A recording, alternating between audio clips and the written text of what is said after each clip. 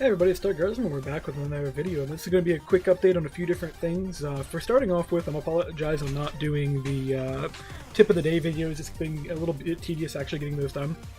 So what I'm going to do is hold off for a while on doing those, and come back when I have a little bit more video experience, and to make those kind of much nicer than what I'm doing.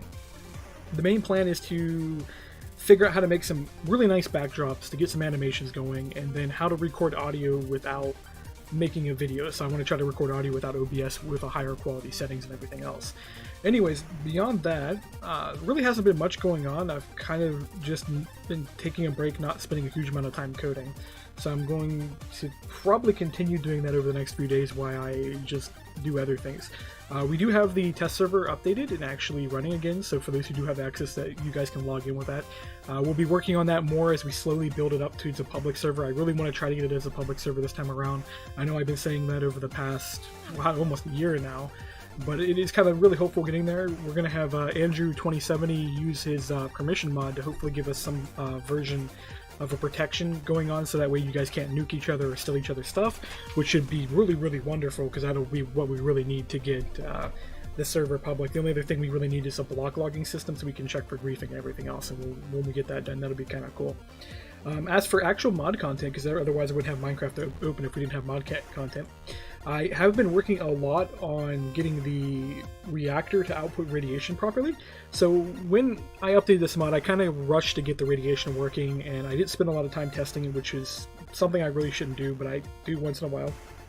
So we got it going, it looked like it was working, and then it turned out it wasn't working. So there was tons of problems with it. The first noticeable problem is that the radiation levels were not consistent. So you would place blocks, you would remove blocks, you would change the environment, and even though you would refresh, reload, reset your game, do whatever, you would get different radiation values. This had nothing to do with randomization, just had to do, there's a bit of problem with the mathematics. Additional to this, the radiation per side was not consistent. This was caused by the fact that we weren't calculating radiation off the center, and then the radiation actually on the blocks was also not consistent because we weren't calculating towards the center of the block.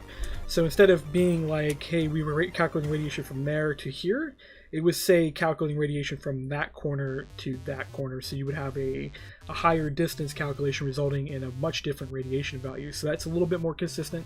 It's a little bit nicer working.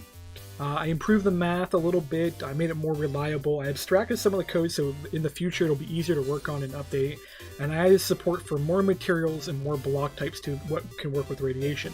So in the previous version, let's go ahead and just pull the code up and I can show it as we how it is right now. So if you pull open the radiation exposure system and the thread, all this is done in thread. So the previous code, what it was doing is it was doing all the work in the update method. We had a previous update method, so we're using the Pathfinder version. The previous one was just a check version. So this version worked properly. This had no problems whatsoever because it was set up to work. But the new one, which I was working on slowly, uses a very similar system to how the explosives work from ICBM Classic. So it will take and do a rotation-based thing. I do plan to get rid of this and replace it with something else because this is not keeping 100% consistent with the results. There's a few problems depending on the radius of the radiation, it will act up. Right now, as long as we keep it within 50, it works really well. But this will do different rotations, calculate a delta, and it'll path. I abstracted the code for pathing, so this is now separate in its own method. This will then actually path to each block individually, so you can think of it like a line being drawn across here. Actually, the best way to even think about it is imagine this redstone line was a path it would take going through the block. So it would go from one block to the next block, so on and so on, calculating the radiation from a total power value. So you would start off with a total power, which is right here, and you would go to some edit range, so some maximum range, which is locked to 50 by default. You can increase and decrease it depending on how you want to play your game. I don't recommend going too high, as it will take much longer to calculate radiation. Plus, there is an upper limit. It does actually calculate how far the radiation value can go, so even if you have an upper limit, say of 100, the radiation may only travel 30 because that's its limit point. We then go through, do a whole bunch of math, like we calculate the position, we calculate the distance, we ignore the center, so the center block is now ignored. This was causing some problems with the radiation consistency, because the reactor itself was blocking radiation, which we don't want to have happen. This was already part of the thing where we did not prevent duplicate, but one of the things that was causing some inconsistencies is we were only applying the decrease for blocks to the total power, and it was not being applied to the distance as well. So the distance would be calculated separately. So you would have the total power be calculated, then reduced by this value. Then it would calculate, based off the total power, what the distance scale was, and then apply that. But the power was not being reduced, which is this part. It's not actually being reduced by the distance scale as well. So when you had a value go through a block, it would act like the block really didn't do much. It would be really weak change value-wise. So that's now been improved, and by the way, I can reverse these two methods back and forth. It won't change how the math works. It works pretty consistently. We also had some rounding problems. So previously the get radiation reduction for distance was being returned as an integer and then calculated upon. This is now being returned as a double, then fed into all the methods, then turned back into an int when we stored into the map data. So that's improved a lot of issues and made the math work a lot better. We also now calculate the radiation based on the distance of the last path. So this last block, so if we hit a new block, we then keep track of the block we passed through this part. Then we calculate that based off the new radiation value from that spot to the distance you are currently standing. And that creates a much more consistent value, and it works really, really well now. You actually get a really nice reduction. And on top of this, we, of course, different methods now. When it comes to reducing the radiation, previously it was just a power reduction percentage. So if we had like a 5% reduction, it would then just take 5% off. I now have a hard flat line limit to this. I'm going to work on this more. You can see the to-do notes here. Some more stuff I need to work on. But if it gets under a certain point, it'll then set it to 0. This is really useful, because how it was working previously is you could put as many layers as you wanted in front of the reactor, and some radiation would still leak through. We found through testing on the test server that this was not working out, so we went ahead and added a flat line. This now allows to block the radiation completely, so you don't have this leaking radiation coming out of your reactor. And I added a ton more materials. Previously, only rock, iron, and liquids were the only ones that were directly supported. We now have some support for various types of soils, and some support for various other random other blocks. I'm going to create a registry for this here later, so that way there'll be a JSON file and a config folder, so you can customize per block, per material, and anything else we want to actually apply. So there'll be a nice little system for that later. On top of that, there'll also be a mechanic where you can set that minimum cutoff point. So instead of it being estimated right here, based off that, there'll be an ability to set a lower limit for that. So at what point does the radiation get too small that you just want to cut it to 0, and an upper limit of like how much radiation do you want a block to be able to block. This would be really useful for mod packs that want to add different layers and different tiering. Of course, I'm going to be coming in and adding unique support for certain mods, so ICBM is going to be one of the mods that's going to have some unique support for it, so its concrete's going to have a much higher radiation blockage ability than other mods. And of course, I'm going to add special handling mechanics for other things as we do go along the path. But this has resulted in a much more improved situation. So right now, if you can see, if I'm standing right here, I get 393 radiation right there. But if I come over here, you can see 0, and we can actually test this and show how this does work. So let me go ahead and yeah, let's just go ahead and remove all the rods out here. So we'll test this with only one rod, so it's a little bit easier for me to actually work on this. And we'll get the one rod out, and we'll go and put some stuff here. So if I'm standing right here and we put the single rod in, I get 131 radiation, or 165 apparently, unless it actually does update. Oh, it's because it dropped to the lower block. So we get some radiation, and it should be consistent. As soon as I say things are being consistent, then we're getting a little thing. Let me go ahead and reload this so I can clear some data here and see if it'll behave more consistently once it gets reloaded. There is a change that was actually made that I didn't really talk about, that there is a reset mechanic that every 5 minutes the radiation system will reset itself. This is to fix environmental changes, so if you have another mod that's pushing blocks around and stuff, or removing blocks and stuff like that, the radiation system does not update at the moment. I still have to put code in that. So it resets every 5 minutes to guarantee that it does actually eventually reload. But anyways, we go ahead and do this. So we have 100 radiation here, and it keeps somewhat consistent. I'm going to say, like, I may have to toy with it more, but it's somewhat consistent. But if we do that, and let me go ahead and remove the rod, because you have to remove the rod for it to actually update in a reasonable amount of time, or we have to wait that 5 minutes.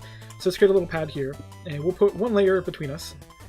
And let's actually remove this again just so I can test it. So if we're standing, let's stand at the end of the ramp when we do this. So if we're standing here, we put the rod in.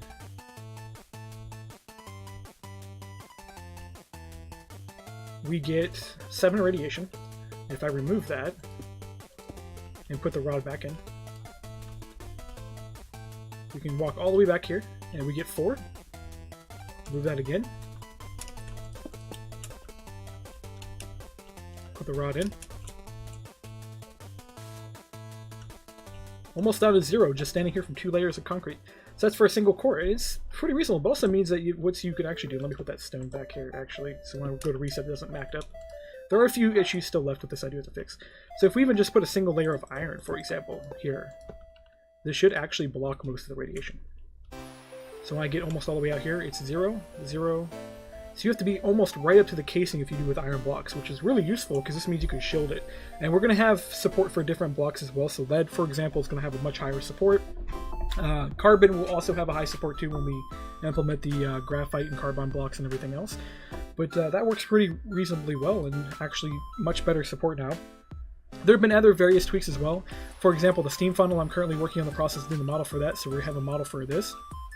That actually does work. Unfortunately, I haven't finished the textures for the bottom, so you can see up through the bottom. This is actually planned to leave this partially see-through, but the ideal would be is that we render the inside of this. So you have this kind of like the hopper works, where you can see... actually, let me just get a hopper out so this will be easier to explain. This should be... yeah, right there. So with the hopper, you can see down inside of that. So I'm going to repeat that same type of functionality, which will be really easy to do because how this works is they just render 4 cubes. We're going to do the same thing down here. And of course, the texture is going to be much nicer as well, so I'm going to do some much custom textures for this. There will also be some blocks on the side here that'll show connection, because these do actually feed steam back and forth to each other. Although I might add some prioritization with that, so it flows a little bit better. Anyways, enough for atomic science here. Let's go ahead and launch up the other program. So I did show off Dark Tools and Utilities the other day, and actually showed it working. I've added a few more features to this. The main thing that's been added to it, one, there's now an API, so you can actually go into the API and register your own abilities. So you have an iTool action block here, which then you can go add conversions to. So if you're a mod developer and want to do that, that'll be there. There will be a JSON file for this in the future, though, so we won't have to worry about it too much. Let's go and wait for this to load. There we go, it's loaded up. So the new mode that's been added for this is a painting mode. I know people are probably not too excited about this, but this does allow you to actually colorize things. So if I go through here, I can colorize wool, clay, glass panes, and carpet. It should work on some modded blocks. It may not work on all of them. Any mod that actually does support the colorization call, it should actually work on. So let me go ahead and pull this up. So we do have colorization, so if it supports the colorization method, it will input with the color and actually will work. I did have to add some handling for the vanilla things, because the only vanilla block that actually supports recolorization is the wool block. Everything else does not do that, which is a bit strange, but I'm assuming newer versions they fixed that. But this does work exactly the same as the other things do, so you can switch between the different colors. It does all 16 colors. So you can come through here and change these out, change it to a different color, just by holding the shift key, and do various things with that. Very useful if you're doing creative building and say you want to switch colors to see what they look like, which is one of the entire purposes of this tool, is to do creative building. Anyways, I'll leave you guys here and I'll come back with more content and updates.